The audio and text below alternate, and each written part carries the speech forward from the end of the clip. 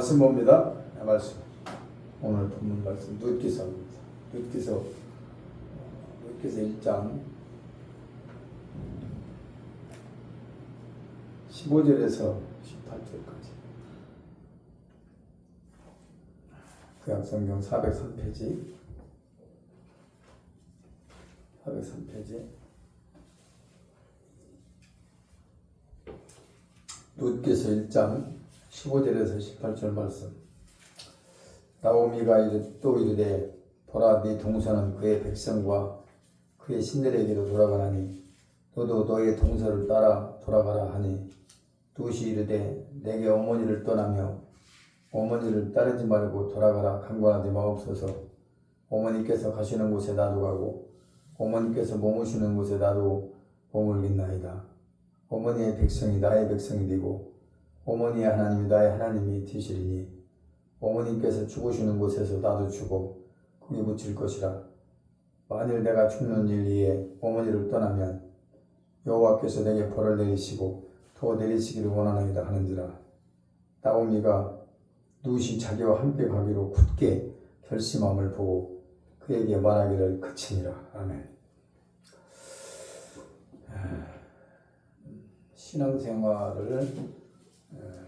신앙생활의 모델이 많이 있죠. 여러 명이 있습니다. 고넬료라든가 백부장이라든가 수로보니게 여인이라든가 많은 사람들이 성경에는 기록되어 있는데 그 중에서도 룻이 신앙생활에 있어서 가장 모범적이고 아름다운 신앙을 볼 수 있습니다. 여기서 세 가지를 말한다면 세 사람의 인물이 등장하는데 보아스, 나오미, 룻. 그러나 마지막에 가서는 이제 룻만 남아있죠. 그러면 룻기서를 통해서 9가지 룻의 신앙을 한번 점검해 봅니다. 9가지로 룻에 대한 신앙을 점검해 보는데 룻기서는 넉 장으로 되어 있죠. 4장까지. 4장까지 있는데 4가지의 독특한 의미를 부여하는 게 있어요. 1장 하면 1장 20절에 1장은 마라장이에요. 마라. 마라라는 것은 쓰다는 얘기입니다. 쓰다. 인생의 쓰디쓴 맛을 본 것이죠. 그것은 베들레헴을 떠나 모압으로 갔기 때문에 그 어려움을 겪은 겁니다. 말씀을 떠나서 세상으로 가면 이 어려움을 겪는다는 것을 보여준 것이죠. 그래서 1장부터 4장까지는 4가지를 부연합니다. 첫 번째 1장은 마라예요. 마라. 쓰다는 뜻이죠. 인생의 쓴맛을 본 것인데 20절에 보면 나오미가 그들에게 이르되 나를 나오미라 부르지 말고 나를 마라라 부르라. 이는 전능자가 나를 심히 괴롭게 하셨습니다. 이렇게 고백해요. 그래서 마라라는 말을 1장 20절에 말합니다. 그리고 2장으로 가면 2장 10절에 그렇게 은혜장입니다. 은혜. 2장 10절은 이제 결국은 나오미와 룻이 실패를 보고 돌아왔죠. 어디로? 베들레헴으로. 베들레헴으로 다시 돌아왔을 때 은혜를 주시는데 그 2장 10절이에요. 룻이 엎드려 얼굴을 땅에 대고 절하며 그에게 이르되 나는 이방 여인이거늘 당신이 어찌하여 내게 은혜를 베푸시며 나를 돌보시나이까 라고 고백을 해요. 그 다음에 3장으로 가면 이제 안식장이죠. 안식. 안식. 3장 1절입니다. 룻의 시어머니 나오미가 그에게 이르되 내 딸아 내가 너를 위하여 안식할 곳을 구하여 너를 복되게 하여야 하지 않겠느냐. 근데 3장은 안식장이에요. 결국 이제 안식은 예수 그리스도 안에 들어가는 것인데 그런 내용이 나옵니다. 그 다음에 4장은 찬송장이에요. 4장은 찬송장. 4장 14절에 그렇게 말하죠. 여인들이 나오미에게 이르되 찬송할지로다. 여호와께서 오늘 내게 기업 물을 자가 없게 하지 아니하였도다. 이 아이의 이름이 이스라엘 중에 유명하게 되기를 원하노라. 이렇게 해가지고 이제 룻기서는 1장은 마라장, 2장은 은혜장, 3장은 안식장, 4장은 찬송장 이렇게 되어 있어요. 그래서 신앙의 가장 모범적인 현숙한 여인이라고 하는 룻을 이제 9가지 신앙을 우리가 한번 점검해 보려고 합니다. 9가지 신앙. 요약한 거예요. 많은 것을 더 얘기할 수 있지만은 요약해서 9가지를 말씀드리면 1장 3절에서 5절까지를 보면 환난을 통과하는 신앙. 우선 환난을 통과하는 신앙이에요. 환난. 극한 환경과 극한 어려움을 극복하고 이기는 신앙입니다. 형편과 상황을 뛰어넘는 신앙이죠. 그래서 이 모든 것을 이길 수 있는 것을 초월하는 신앙인데 그 신앙이 아니었으면 누선 벌써 떠났습니다. 시어머니를 따라가지 않았을 겁니다. 그러나 그 환경과 모든 환난을 통과하는 신앙이기 때문에 끝까지 나오미를 따라가게 된 것입니다. 어떤 어려움이 있었죠? 시아버지, 시숙, 남편 다 죽었죠. 그리고 동서는 떠나갔고요. 이런 상황이면 절망밖에 없고 이런 상황은 낙심밖에 할 수 없는 상황이지만 이 환경을 극복하고 끝까지 나오미를 따라가는 신앙입니다. 두 번째 루세 신앙은 이제 1장 8절에서부터 15절까지 쭉 나오는데 네 가지가 나와요. 8절, 11절, 12절, 15절. 이것은 두 번째 루세 신앙은 흔들리지 않는 신앙. 말하자면은 믿음의 시험에서 통과하는 신앙. 어떤 유혹과 미혹에서도 넘어지지 않고 이기는 신앙. 여기서 네 가지가 뭐가 나오냐면은 네 번 나옵니다. 시모 나오미가 이렇게 말해요. 네 고향으로 돌아가라. 8절에 네 고향으로 가라. 그 다음에 11절에서는 네 고국으로 돌아가라. 네 나라로 가라 이거예요. 그 다음에는 네 친정집으로 돌아가라. 네 번째는 네 동서를 따라가라. 이렇게 이제 시험을 합니다. 믿음의 시험. 지금 극한 상황의 어려움의 상황에 처해 있는 상황에서 떠나가라는 거예요. 그러면 웬만한 사람 같으면 벌써 떠났습니다. 그 어려운 상황에서 버틸 이유가 하나도 없죠. 더군다나 가라고까지 하는데 네 번이나. 네 고향으로, 네 고국으로, 네 친정집으로, 네 동서를 따라가. 이렇게 하지만은 결코 흔들리지 않고 이런 끝까지 나오미를 따라가게 됩니다. 세 번째는 이제 루세 신앙은 16절, 17절에 보면 영의 눈이 열렸어요. 오늘 본문에 읽은 것처럼 16절, 17절 말씀에 어머니라는 말이 8번이 나와요. 8번. 그래서 보면은 왜 룻이 이런 열악한 환경, 정말 어려운 환경을 왜 떠나지 않고 나오미를 끝까지 따랐을까? 이것은 영의 눈이 열렸던 거예요. 영의 눈이. 현실적으로나 상황적으로는 따라갈 이유가 아무것도 없어요. 자기가 나오미의 모든 삶을 책임져야 되는 상황이에요. 이삭을 주어다가 그것도. 이런 상황에서도 따라간 이유가 딱 한 가지예요. 거기서 뭐라고 고백되냐면 이런 말씀이 나와요. 어머니의 하나님이 나의 하나님이다. 이 말이 중요한 얘기예요. 그러니까 룻이 나오미를 따라간 것은 단순히 인간적인 정으로 따라간 게 아니라 룻을 따라가면 자기 인생의 문제가 영적인 문제가 해결된다는 것을 영적으로 아는 거예요. 조금 따라가면 된다는 것을. 그래서 결국은 룻은 그 어려운 환경과 어려운 역경 속에서도 흔들리지 않고 그 미혹에서도 넘어지지 않고 따를 수 있었던 겁니다. 영적인 눈이 열린 거죠. 이 지금 나오미가 추구하는 가치와 목적이 뭔지 그걸 보고 따라간 거예요. 네 번째는 이제 결심하는 신앙. 결심. 우리 신앙이라는 것은 결심이에요. 결단과 결심이. 18절에 뭐라고 합니까? 18절에 1장 18절에 나오미가 룻이 자기와 함께 가기로 굳게 결심함을 보고 말리고 말려도 끝까지 자기를 따라오겠다고 하는 그 마음, 굳게 결심함을 보고 그에게 말하기를 그치니라. 그러니까 결심과 결단을 가지고 끝까지 따라간 거예요. 끝에 가보면 알지만은 엄청난 축복을 받는 여인이 룻입니다. 상상이 안 되는 복을 받았죠. 그래서 마음을 굳게 정하고 이제 따라간다고 하니까 만류하다가 이제 나오미가 포기를 하죠. 이게 이제 합격이에요. 믿음의 합격. 이게 이제 다른 데서도 몇 군데가 나오는데 이삭이 샘물을 팔 때도 4번이나 그렇고 또 산발락과 도비아가 느헤미야를 시험할 때도 4번을 그렇습니다. 그렇지만 이들은 한 번 넘어가지 않았어요.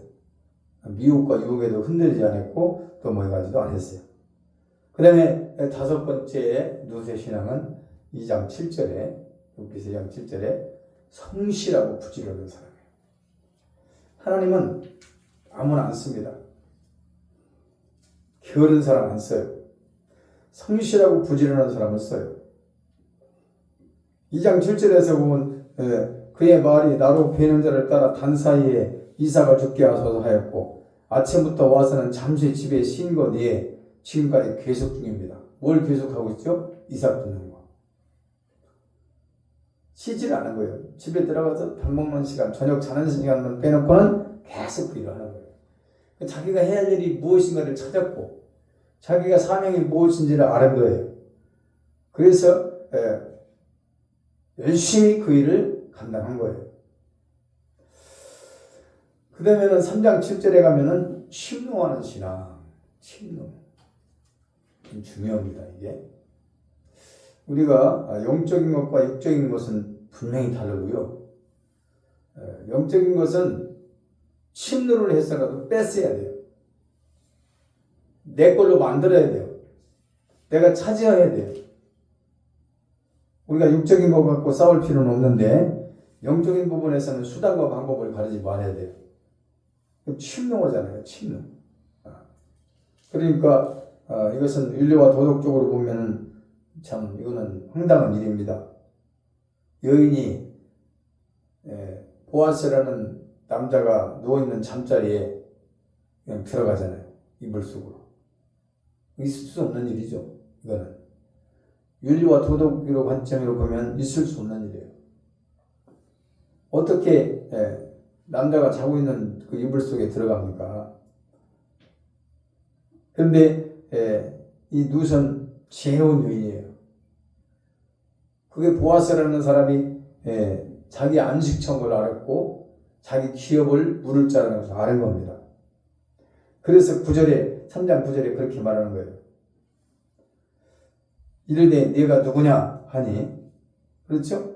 이불 속에 갑자기 어떤 여자가 들어오니까 보아스 품에 네가 누구냐 하니 대답하되 나는 당신의 여종 누시오니 당신의 옷자락을 펴 당신의 여종을 덮어줘서 이는 당신이 기업을 물을 자가 되면 민이다. 기업을 물을 자라는 걸 아는 거예요. 보아스를 통해서만 구원받고 예수를 통해서만 구원받는다는 걸 아는 거예요. 그래서 뭐 이것저것 안 따진 거죠. 성경은 침노하는 자가 빼앗는다고 말씀했습니다. 그래서 영적인 일에는요, 야곱 같은 그런 정신이 필요해요. 영적인 일에는. 형을 속였죠. 나쁜 짓이죠. 우리가 도덕적으로 보면. 장자권을 뺏어왔죠. 또 축복권을 뺏어왔죠. 이게 세상적으로 보면 윤리와 도덕적인 관점에서는 잘못된 거지만 영적으로 보면 아니에요. 영적인 것은 취할 수 있으면 이것저것 따지지 말고 취해야 돼요. 은혜 받는 자리, 축복받는 자리라면 절대 양보하면 안 됩니다. 그것은. 그래서 야곱이 복을 받은 거예요. 지금 룻도 마찬가지입니다.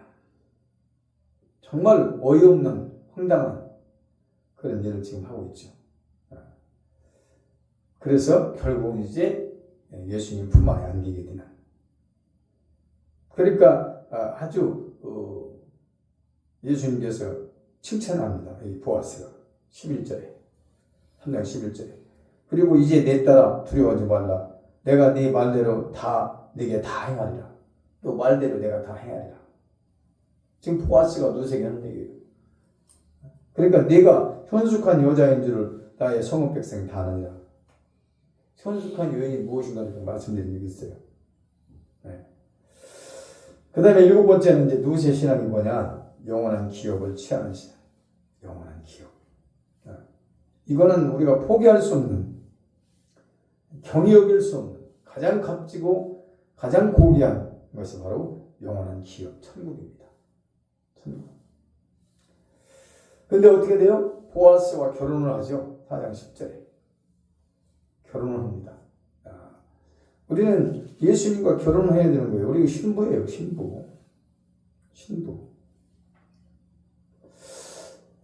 그러니까 신부라는 것은 사실 남편에 의해서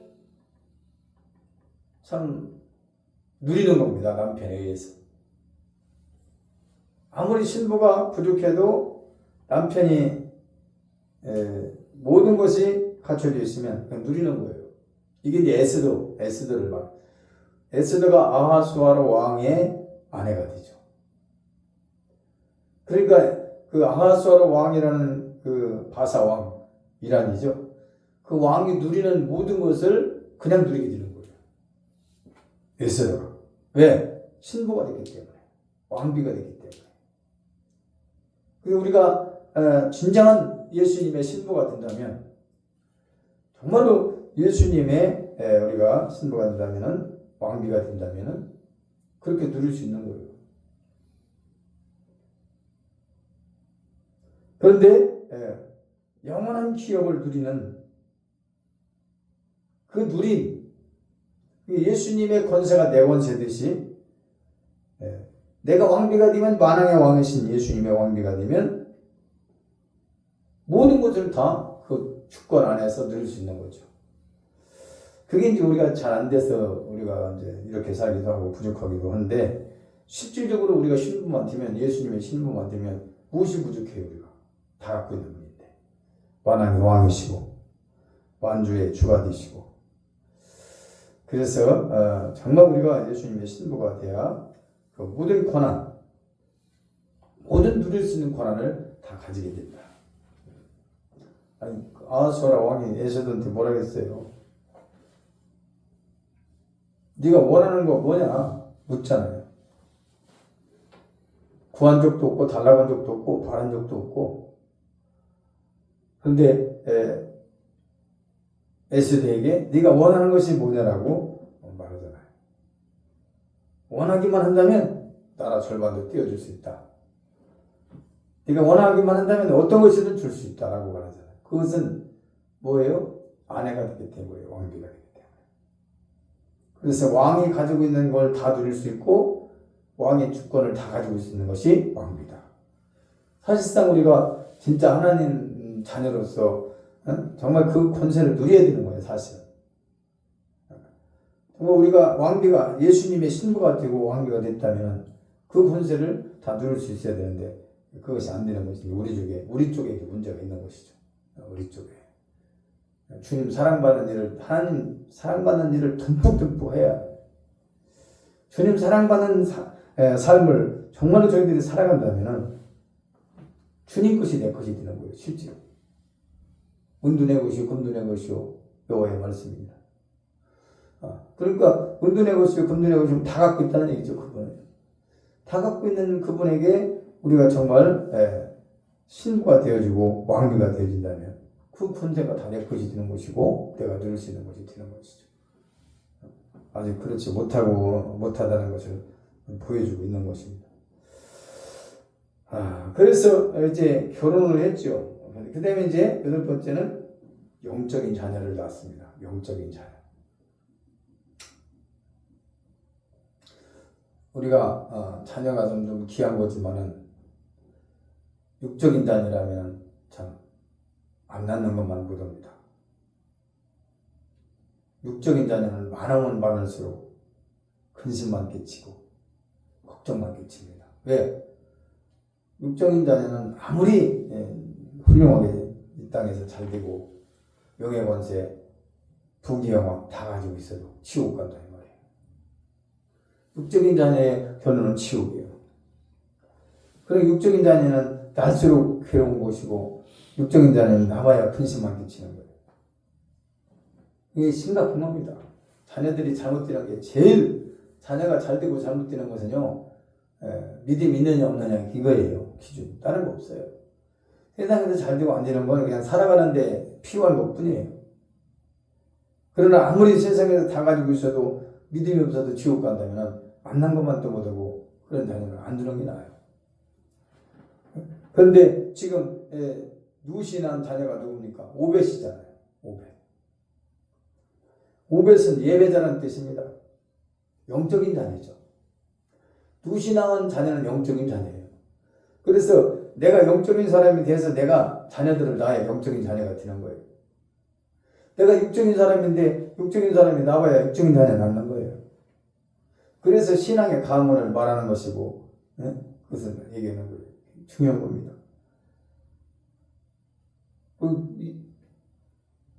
아브라함도 이스마엘을 낳아가지고 얼마나 지금 이렇습니까? 나라가 전 세계가 안 낳았어야 될 이스마엘을 낳은 거예요. 아홉 번째 누세 신앙 마지막이에요. 가문의 영광을 이어가는 사람. 가문의 영광을 드러낸 사람. 이 보통 가문이 아닙니다. 이 가문이. 누시 보아스와 결혼을 해서 낳은 이 가문의 줄기는 오벳이 이새를 낳죠. 다윗의 아버지. 그리고 다윗을 낳죠. 이새가. 이거 왕가입니다. 왕가의 족부에. 그리고 예수 그리스도님의 혈통. 예수 그리스도의 혈통이 다윗의 혈통이에요. 그래서 다윗에 대해서는 예수라고 이렇게 말하고요. 다윗에 대해서는 예수. 그러니까 누시라는 여자는 별건 아니었지만 자체로 봐서는 이 누시라는 여자가 나오미를 만나서 나오미라는 주의 종을 잘 만나가지고 끝까지 그 미혹과 유혹을 이기고 환경을 이기고 나아갔는데 끝까지 따라갔던 결론이 보니까 엄청난 축복으로 다가오는 거예요. 어마어마한 축복을 지금 누시 누리게 되는 겁니다.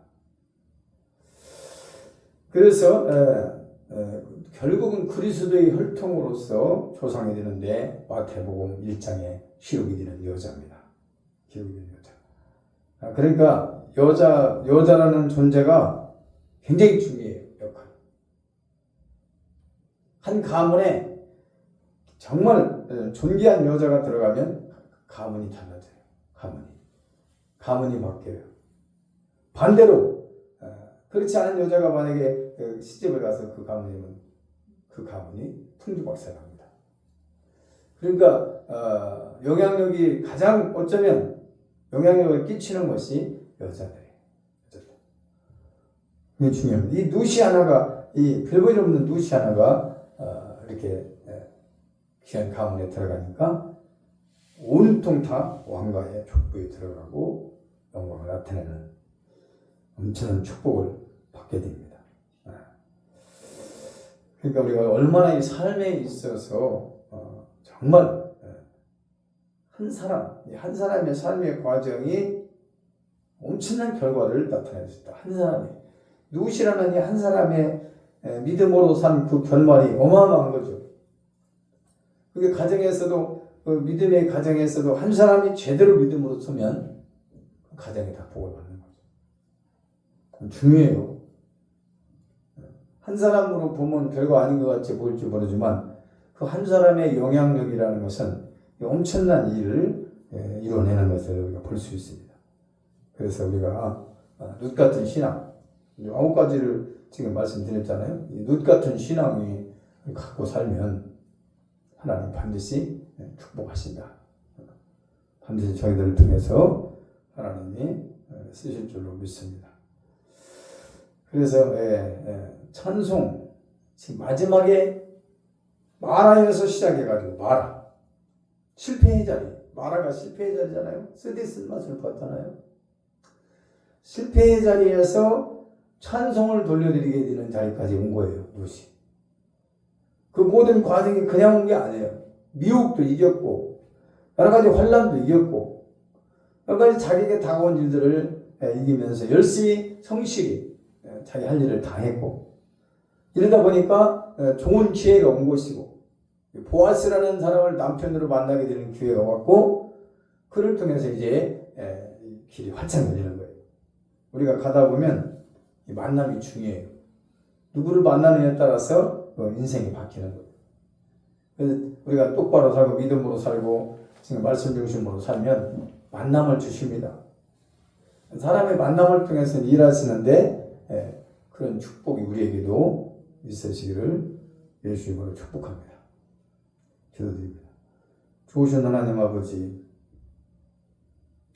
별 볼 일 없던 자가 별 볼 일 있는 자로 바뀌어지는 모습을 룻을 통해서 우리가 다시 한번 상고해 봅니다. 하나님, 룻 자체는 정말 내세울 게 없는 사람입니다. 이방 여자에다가 결혼도 실패한 여자에다가 여러 가지 잘못된 부분들이 많이 있었지만은 신앙심이 깊었고 믿음으로 모든 일들을 극복하며 환경을 극복하며 나아갔을 때 결과는 왕가의 족부에 아버지 하나님 귀한 자리까지 올라가는 축복을 받습니다. 하나님, 우리 지금 이 환경은 중요하지 않습니다. 하나님 믿음으로 살고 뜻대로 살고 말씀대로 살면 하나님 높여주시고 세워주시고 크게 쓰임받게 될 줄 믿습니다. 그러므로 한순간도 헛된 시간, 헛된 마음, 헛된 생각을 갖고 있지 않고 날마다 말씀을 묵상하고 상고하며 믿음 안에 사람답게 세워가는 복된 삶으로 저들을 축복하여 주시옵소서. 감사드리오며 예수 이름으로 기도합니다. 아멘.